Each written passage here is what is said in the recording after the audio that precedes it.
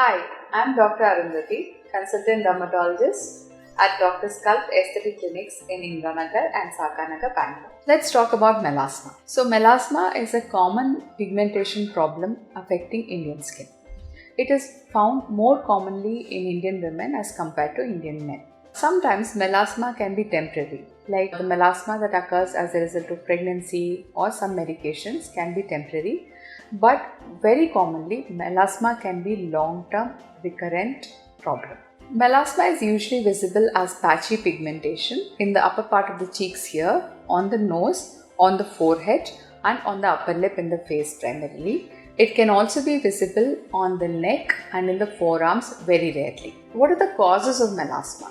So, the primary cause of melasma would be hormonal changes. Like I mentioned, melasma is more commonly seen in women.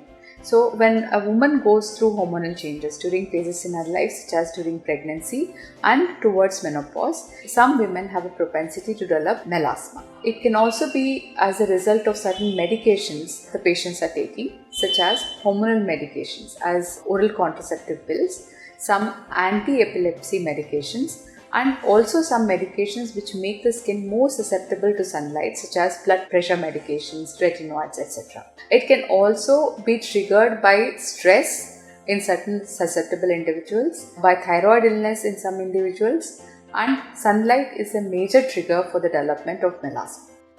So, how do we treat melasma? First, let me start by outlining some points of self-care. So, melasma is a complex pigmentation to which there are many contributing factors. It is not just a simple pigmentation issue.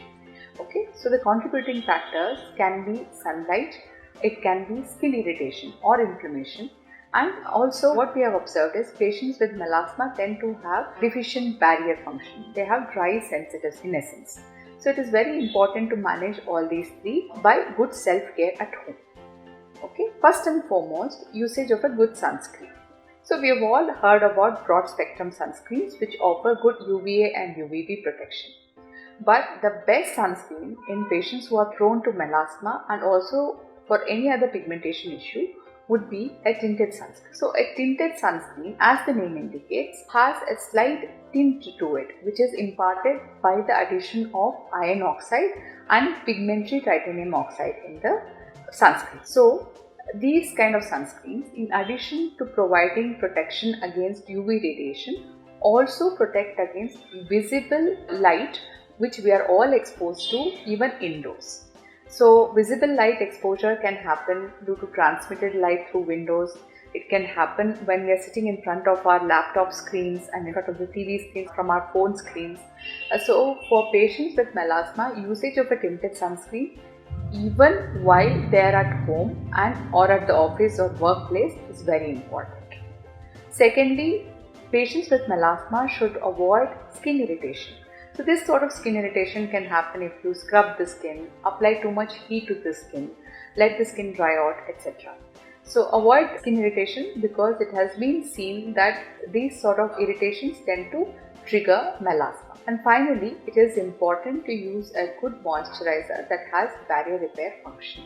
Your doctor will help you pick out a moisturizer for the same. In addition to this, we can do some clinical treatments which can help reduce the pigmentation and help maintain melasma.